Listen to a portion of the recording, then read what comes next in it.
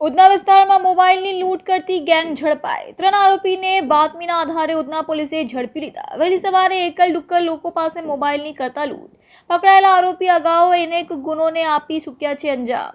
Team દ્વારા 3 આરોપીની ધરપકડની કાર્યવાહી ચાલુમાં છે।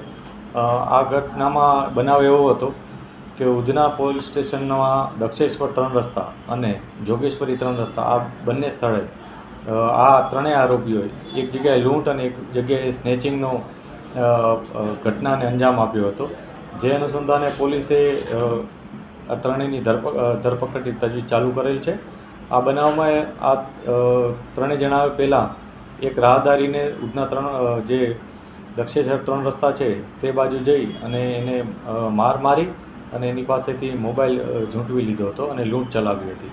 આ જ રીતના એણે આના 3 દિવસ અગાઉ જોગેશ્વરી 3 રસ્તા પાસે પણ આ જ પ્રકારની એક ઘટનાને અંજામ આપતા એક મોબાઈલ સ્નેચિંગ કરી અને જતા રહ્યા હતા।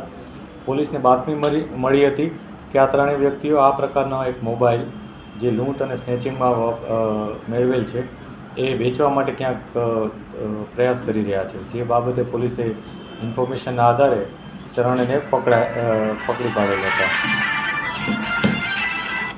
આ 3 વ્યક્તિઓમાં એકનું નામ છે મયુર ઉર્ફે રોમિયો મનોજ જોશી, એકનું નામ છે રાહુલ ઉર્ફે બટકા પ્રકાશ પાટીલ અને ત્રીજાનું નામ છે અજય ઉર્ફે ટકલા રાજેન્દ્ર ખલા।